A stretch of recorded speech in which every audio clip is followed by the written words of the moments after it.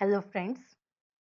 आज मैं आपको जीएसटी लॉ के अंदर जो टैक्स पेयर के राइट्स हैं, जो अधिकार हैं, उनके बारे में जानकारी देना चाहूँगी। क्या होता है, कई बार हमें पता ही नहीं होता कि हमारे राइट्स क्या हैं जीएसटी के अंदर।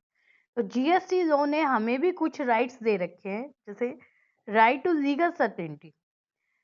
Taxpayer have the right to a high degree of certainty regarding the tax consequences of their action, कि उन्हें एक्शन के बारे में पता हो, पूर्वानुमान हो, सारी चीज का पता हो उनको। The law limit the power of tax authority to prevent arbitrary changes to a tax payer liabilities and obligations.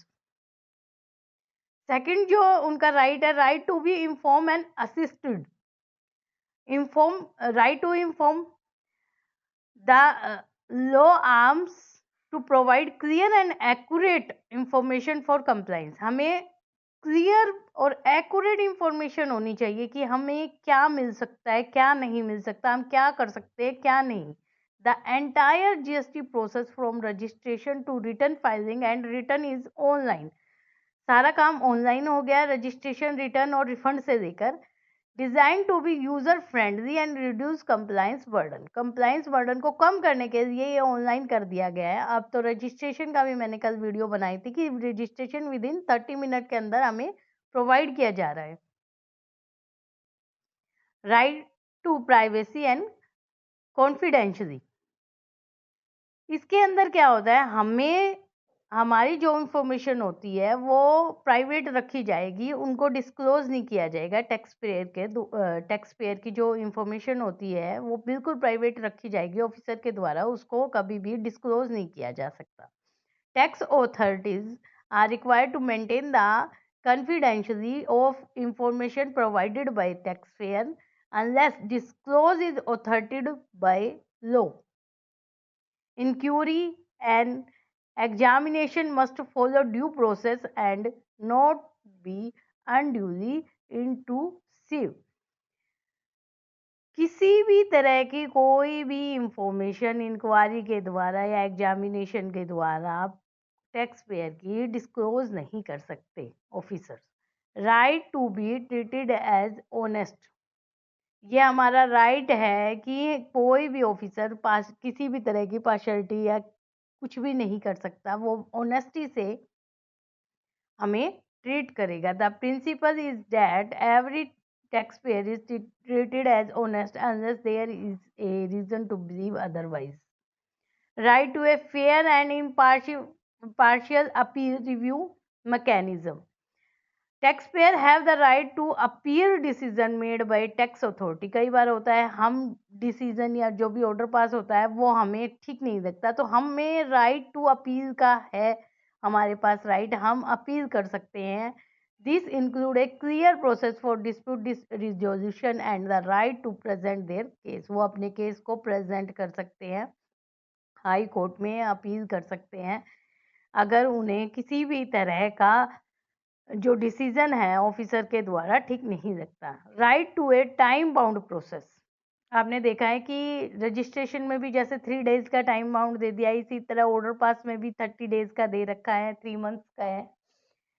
और असेसमेंट ईयर का भी है कि जैसे किसी भी ईयर की, जैसे 17-18 का 3.5 साल के बाद ही असेसमेंट कर सकते हैं। तो हर चीज को टाइम बाउंड कर दिया गया है कि इस टाइम के अंदर ही आप उस चीज को प्रोसेस कर सकते हैं। The law specifies time limit for various proceedings such as issuing demand notice और finalize assessments। असेसमेंट के लिए मैंने आपको बताया कि 3.5 साल का असेसमेंट टाइम होता है गवर्नमेंट के पास। ensuring timely decision and preventing indefinite inquiries. Right to an authorised representative.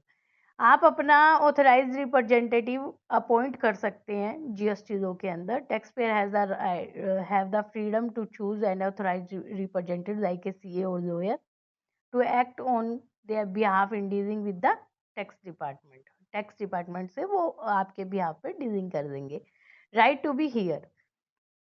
Before any adverse decision or penalty is imposed, the taxpayer must be given a reasonable opportunity to be heard.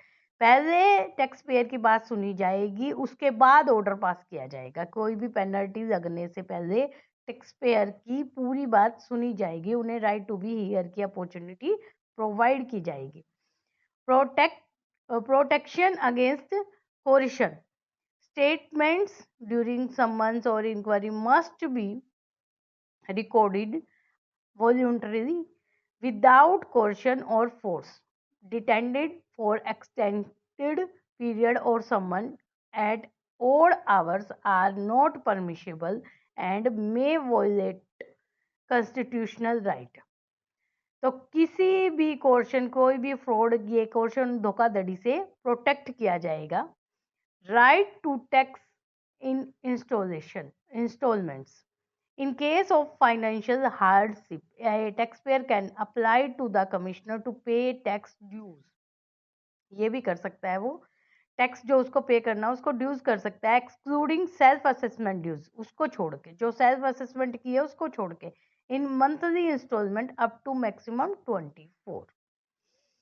Right to claim input tax, जो ITC हम claim करते हैं, and refunds. कई बार क्या होता है, हमने जो आईटीसी है हमारा, उसको क्लेम करना रह जाता है। तो अब जब गवर्नमेंट ने दे रखा है, जैसे मान लीजिए 24-25 का हमारा आईटीसी कोई रह गया, कोई परचेज का हमारा छूट गया, तो वो अब 25-26 की जो अक्टूबर की रिटर्न है उसमें क्लेम कर सकते हैं, क्योंकि अक्टूबर की रिटर्न नवंबर में फाइल की जाती है। तो 30 नवंबर तक हम वो right to claim input tax credit के अंदर आते हैं, हम वो क्लेम कर सकते हैं। Registered tax payer have the statutory right to claim eligible input tax credit और refund of wrongly paid tax और एक्सेस बैलेंस। अगर कोई एक्सेस बैलेंस हमारा इलेक्ट्रॉनिक कैश लेजर में पड़ा है तो हम उसको रिफंड के लिए अपील डाल सकते हैं, subject to condition and time limit.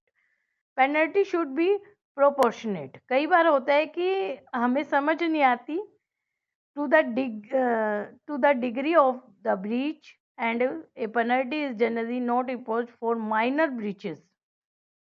जो माइनर ब्रीचेस होती है उसमें कोई भी पेनल्टी नहीं लगती, तो उसके लिए भी प्रोटेक्शन का प्रावधान है इसके अंदर। Where the tax involve is less than 5000, tax जो इन्वॉल्व होता है 5000 रुपये से कम, वहाँ पेनल्टी नहीं लग सकती। तो ये सारे प्रावधान, ये सारे राइट्स हम टैक्स पेयर्स के हैं, जो पता नहीं होता, और नहीं पता होने के कारण भारी पेनल्टी या फिर प्रॉब्लम्स का सामना करना पड़ सकता है। तो अगर आपको वीडियो अच्छी लगी है तो लाइक और सब्सक्राइब करें। Thank you.